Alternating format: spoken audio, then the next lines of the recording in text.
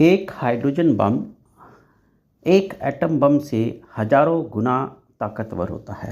अर्थात जितना नुकसान एक एटम बम करता है उसका हजारों गुना नुकसान अकेले एक हाइड्रोजन बम कर सकता है। Hydrogen bomb basically fusion reactions पर बेस्ड होता है, जिसमें हाइड्रोजन न्यूक्लियाई आपस में फ्यूज़ होती हैं और हीलियम में कन्वर्ट होती हैं और साथ ही साथ बहुत सारी एनर्जी को रिलीज़ करती है। हाइड्रोजन बम जैसे आपका सन है, स्टार्स हैं, वहाँ पर ये समझ लीजिए कि एवरी सेकंड बहुत सारे हाइड्रोजन बम का एक्सप्लोजन्स होता है। मीन्स स्टार्स या सन में जो हाइड्रोजन होती है बहुत लार्ज क्वांटिटी में होती है और वापस में फ्यूज़ होकर हीलियम में कन्वर्ट होती रहती है। अर्थात आप कह सकते हैं कि एवरी सेकंड वहाँ बहुत सारे हाइड्रोजन बम का एक्सप्लोजन्स होता रहता है।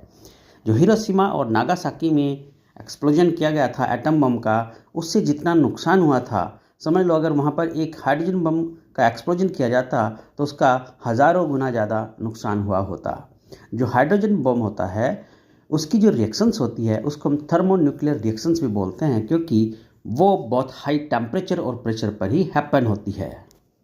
ऐसा इसलिए होता है क्योंकि जो हाइड्रोजन न्यूक्लियाई होती है, आप जानते हो कि जो न्यूक्लियस होती है पॉजिटिवली चार्ज्ड होती है, और जब दो पॉजिटिवली चार्ज न्यूक्लियाई एक दूसरे के बहुत क्लोज आती हैं फ्यूज़ होने के लिए, तो वहाँ पे बहुत हाई रिपल्सिव फोर्स क्रिएट हो जाता है।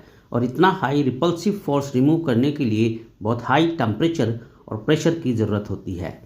और दोस्तों एक और बात बताता हूँ कि इतना हाई टेम्परेचर और प्रेशर जो है एक ऑर्डिनरी जो है रिएक्शन से क्रिएट नहीं हो सकता, बल्कि इतना हाई टेम्परेचर और प्रेशर क्रिएट करने के लिए ये समझ लीजिए कि फ्यूजन करना होता है। फ्यूजन यानी एटम बम जिस पर बेस्ड होता है। अर्थात अगर आप सिंपल सी और प्रैक्टिकल लैंग्वेज में कहें तो हाइड्रोजन बम को स्टार्ट करने के लिए ही सबसे पहले एक एटम बम को एक्सप्लोजन करना होता है। मीन्स बिल्कुल सिंपल सी लैंग्वेज में ऐसे ही आप इसको समझ सकते हो, क्योंकि तभी इतना हाई टेम्परेचर और प्रेशर क्रिएट हो सकता है जिससे कि जो हाइड्रोजन न्यूक्लियाई हैं वो आपस में फ्यूज हो सके।